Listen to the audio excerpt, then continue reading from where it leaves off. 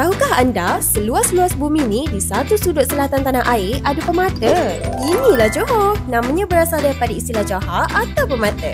Pemata ni menjadi tarikan pedagang, pelancong dan pengembara dari segenap pelosok dunia. Hari ni kita nak bawa awak jelajah satu Johor. Tapi Johor ni besar. Setiap daerah kaya dengan budaya dan keunikan. Kalau tak nak sesat, ada dua member comel ni nak ikut jalan saing saya. Hai Cuping, hai Juicy. Diorang berdua ni memang bangsa Johor. Dah tentulah expert tentang segala-galanya Johor Ini Cuping, si friendly sportsman.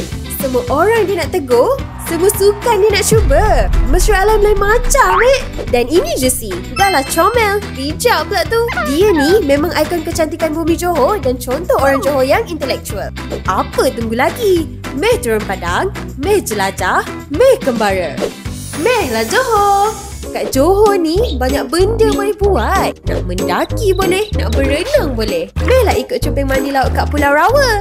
Meh lah daki Gunung Ledang. Cuping selalu gurau, katanya putrinya mana Kalau nak kenal budaya Johor, Juicy lah pakar. Si comel ni pandai menari zapin tau. Dan lepas tengok orang menari zapin, meh lah saing ke festival lain-lain sedunia. Johor memang global Kita kalau ke Johor, tak sah tak cuba mie rebusnya lah, sate monya lah, goreng pisang sambal kicapnya lah. Tapi si Cuping tak lekang dengan kacang poolnya dan Juicy dengan laksa Johornya.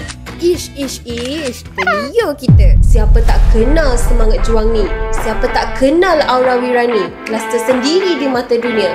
Ayuh Cuping, ayuh Juicy. Ayuh terima sorakan untuk juara. Ayuh bangkit dengan semangat membara.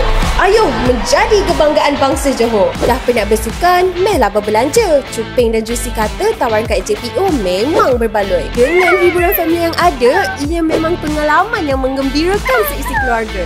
Cuping dan Juicy paling suka naik bas untuk ke mana-mana. Mudah dan lancar sambil dapat menikmati pemandangan sekeliling. Orang kata, jauh perjalanan, luas pemandangan. Jomlah saing Cuping dan Juicy jelajah satu negeri permata selatan ni. Mehlah bina memori, mehlah rasai keunikannya, mehlah Johor.